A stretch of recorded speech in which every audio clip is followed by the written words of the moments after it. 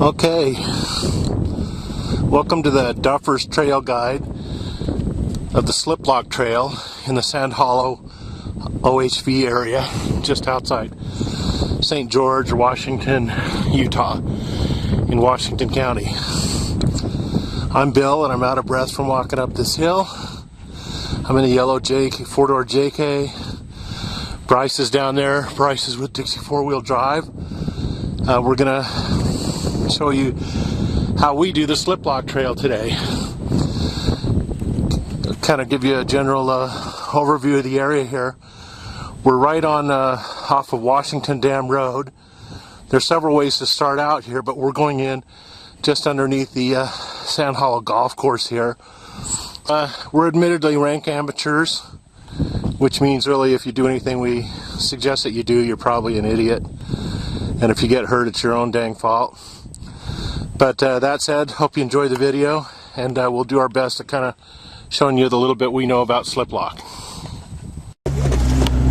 Okay, we're at the top of the first sand hill entering, and every way to get to slip block really involves going right somewhere here. So you can see as soon as we got to this fence line up here at the top, we're going to make a right turn. We're going to head out over some sand hills over here, and we'll pick it up again there. Okay, so we're in the sand hill area now. Slip block, the lower part of slip block actually goes a little bit right off of the main trail after the dunes. So I'll give you these kind of coordinates to check yourself and make sure that you've kind of gone to the right, and this is what it looks like. You're along this beautiful little canyon over here.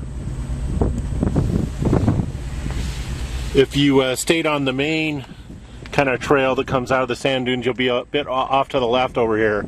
So you need to get over here to the right. The Utah 4x4 Club, which you can find at utah4x4club.com on the internet, is kind enough to mark a lot of the trails out here.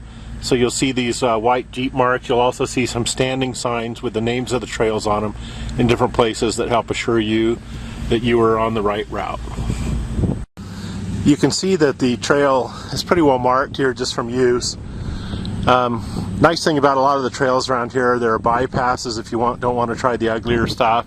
So over here on the left is the little easier bypass, and then a little more difficult obstacle off to the right here. On some of the more difficult ones, we'll try to show you the lines, but I don't think we need to do that for most of this. We'll just kind of make sure you don't get too far off the trail. Okay, Bryce in his LJ here is going to take the hard line on this obstacle.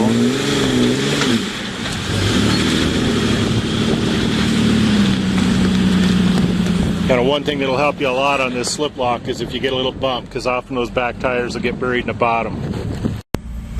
Okay, at this location in the trail, we're kind of in a little sandy ravine here. There's an optional obstacle off to the left here that is really awesome, so we're going to take some video of that, but again, it's an optional obstacle. Okay, here's the notch on lower slip block, this optional obstacle, and you know, we'll try to get through it good, but I wouldn't recommend necessarily doing anything we do. So the trick usually though is to just keep yourself from rolling onto your side, which can happen in either direction, or getting yourself scraped up on that rock on the right. So you can kind of see where the marks are. You usually want that passenger tire up pretty high on the rock, but not so high that you get too tipped over. And then of course you got to come out the other side. So we'll try to get a little video and some pictures of doing it, and good luck with it.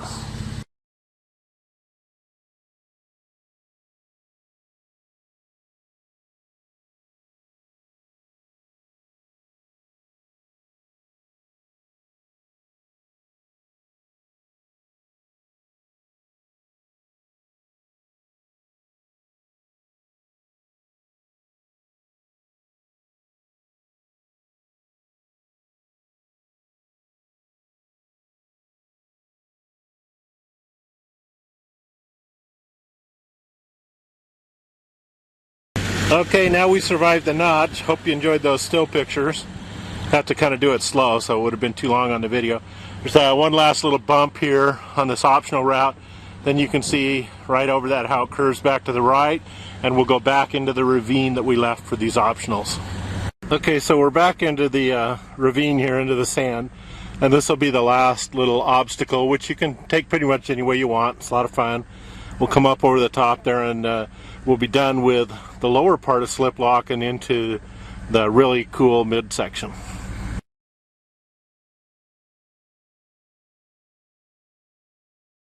Okay, just for reference again, this is where we just come up and lower Slip Lock. It's down that ravine that's off to the left.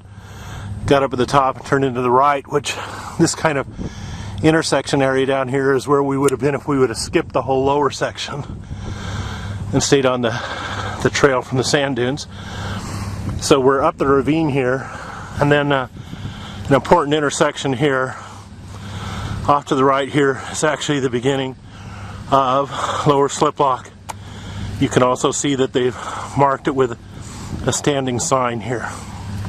Okay, so we're on the most famous middle section of Slip Lock. Slip Lock is composed of three main obstacles or waterfalls. This is the first waterfall, and you can kind of see it's aptly marked. The hard line's over on the left, which has a little more risk associated with it. The easy line's on the right, so take your, pick your poison. The further the left, the easier the obstacle. But once you get too high on the left-hand side, it does get tippy making the right turn.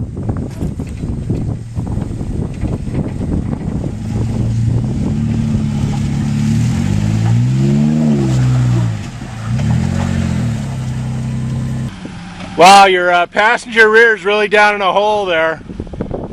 You're getting some wheel lift.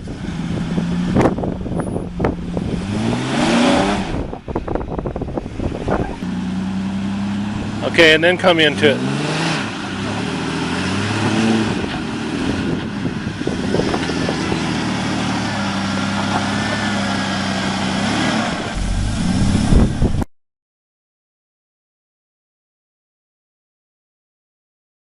Okay, so I'm looking backwards on Slip Lock Trail here, back towards the first waterfall. So we've come up the ravine, come over this kind of notchy area here, which, by the way, make sure you straddle it. Don't try to put your differential on top of one of those points, because you'll get hung up. The bypass for the second waterfall, which about 90% of the people take, and actually, if you've got anything shorter than an LJ, I'd recommend the bypass. The bypass is marked here and goes right up here. It actually looks a little intimidating too, but it's really not bad. Okay, so now we're looking up towards the second waterfall, or the Horseshoe Falls. Gotta be one of the gnarliest, ugliest, most intimidating obstacles in four-wheeling. Still doable. Again, if you've got anything shorter than about Bryce's LJ here, not recommended, because some of these lips here will just throw you over backwards if you're short. So at any rate, do it at your own risk. We've seen four-door JKs put it on their side in here, seen buggies roll over. We're going to attempt it today, but what a great obstacle this is. And this is towards the top end of the main section of Slip Lock.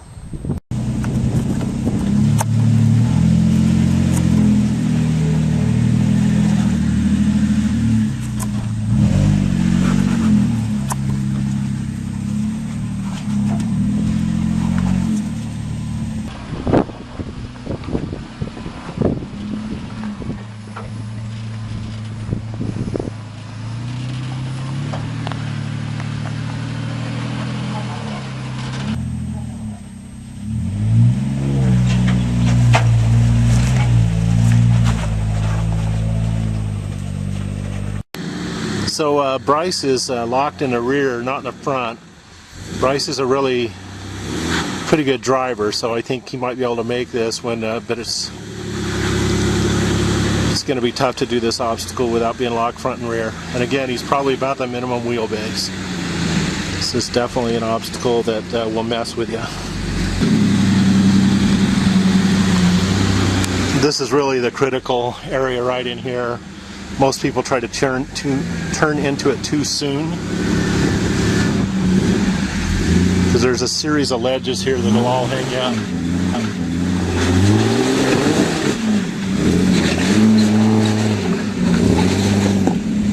Well, there you see some exceptional driving.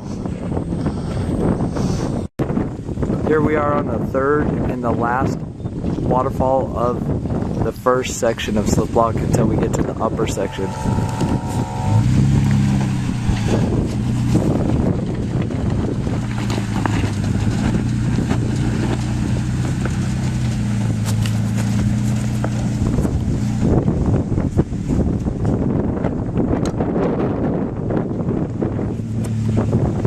It does look really easy, but it is about keeping it flat. All four tires on the ground. Locked front and rear, you should go right up. So here comes Bryce on the third waterfall. I think when I went up, I was probably a little bit too far left. I was getting a little bit unlevel, and I got some wheel lift. So it always fools you because the right side looks kind of bad, so you have a tendency to want to go to the left, but then that gets you off camber and you're worse off.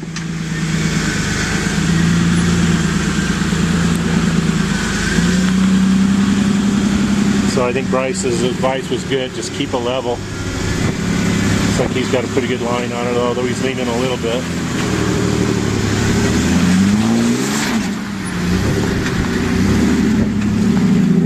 So here we are on top of the third waterfall, and at this point you've got to cut back to the right, and we'll head up the hill here, and there's a nice flat area on top where also it meets up with the bypass for the Horseshoe Waterfall, and from there we'll go on to the second half of, or the final section of slip block.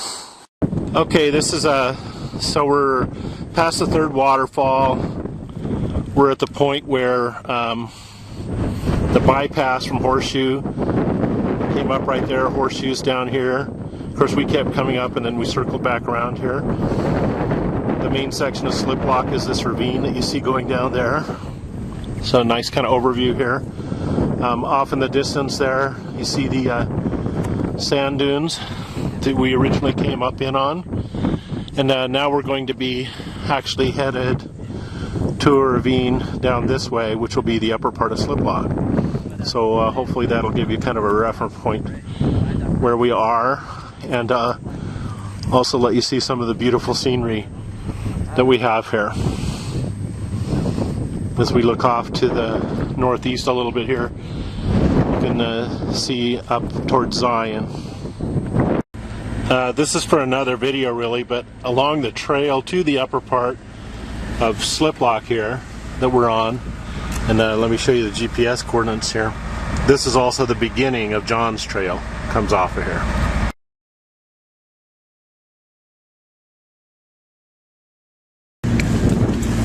Just bopping along the trail here between the main section of slip block and the upper section of slip block, just to give you an idea of what the trail looks like. Gave you a few GPS readings along the way. Then we need to drop down into this ravine, and this ravine marks the beginning of the upper section of slip block.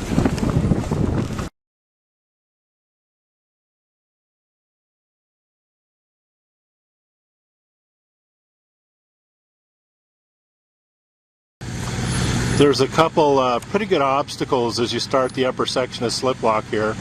There's this like 3 or 4 foot high ledge here that Bryce just came up, and then that leads right into kind of a tricky obstacle here. It may not look too terrible, but it's a little tricky because you got to stay, or at least the best line is typically to stay right on here, including getting your passenger tire up onto this first step, and then keeping your passenger tire up, maybe even on that ledge a little bit to the right. If you get too far over to the left on this one, you usually bury yourself in that ledge and can't get over.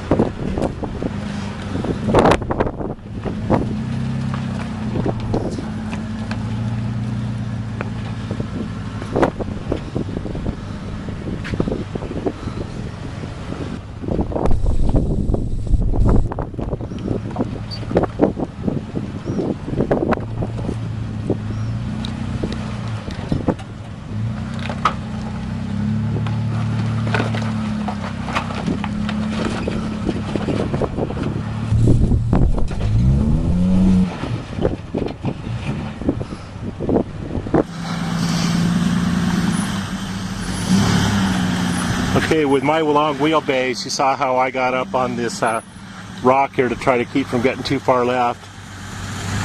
Bryce is a little bit shorter than his LJ. So he's going to get up here, and we're going to try to keep him off that rock, but close to it.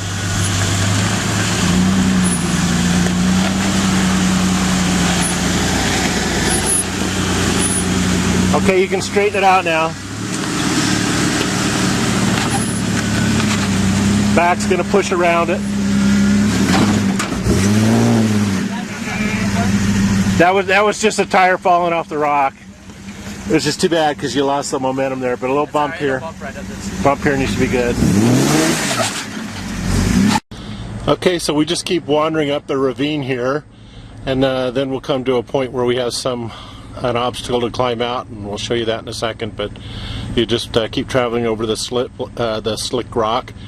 It's not quite so well marked because the rain washes the tracks away, but this is what it looks like. Okay, we're nearing the end of Upper Slip Lock, which is the end of the Slip Lock Trail. It's kind of marked by those big hoodoos up there. And, so right now at the end of the ravine, though, you'll see we're kind of along this wall area here that goes for, I don't know, 50 or 60 yards. And there's 3 or 4 climb out points on here, so you just sort of pick whichever one you like. This one towards the end, which I think is the one we'll probably do, is one of the more difficult ones, but there are easier ones to choose from too. Go a little bit passenger, or a little bit driver, just like that, nice and slow.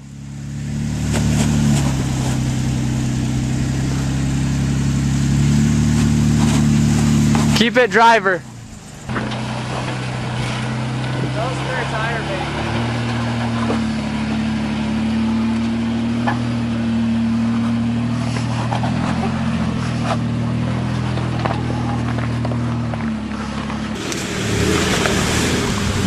Okay, here's Bryce on this climbing out of the ravine here. Should say that Slip Lock is about a 7 rated trail, so you know, lockers, 35-inch plus tires, and that very helpful on this trail.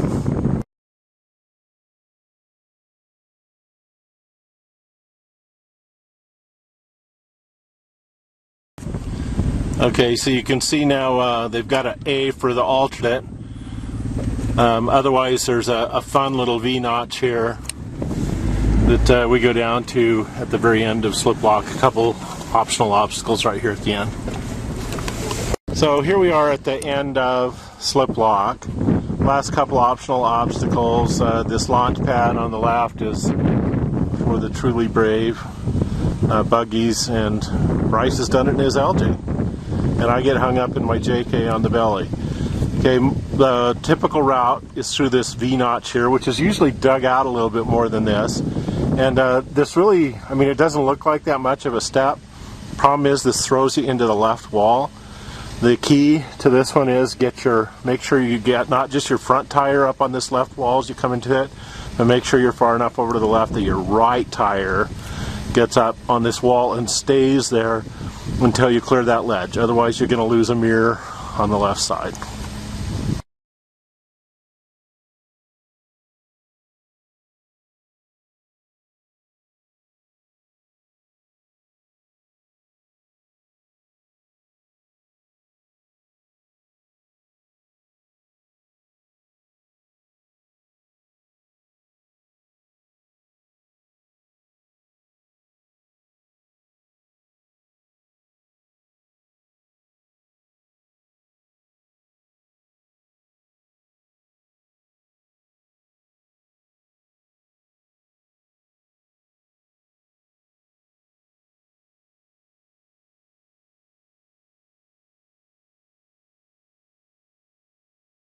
Okay, so you can see I'm up there at the very end of Slip Lock, and you just climb out up here, and then either go to the left, which is west, over and join the West Rim Trail and go out, or you can just kind of follow your way back to the ravine and go out the way we came.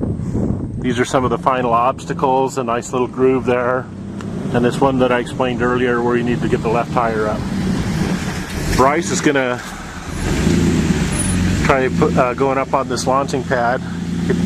Took a picture of him a second ago standing next to it. This is about a 8 to 10 foot wall and pretty steep.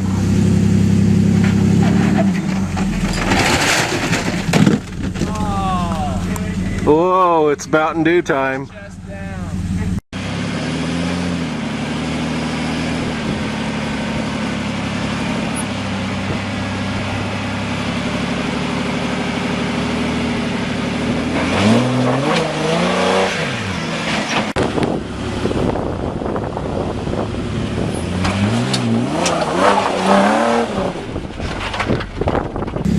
Okay, we got the Mountain Dew strapped in. Oh, that is smoking.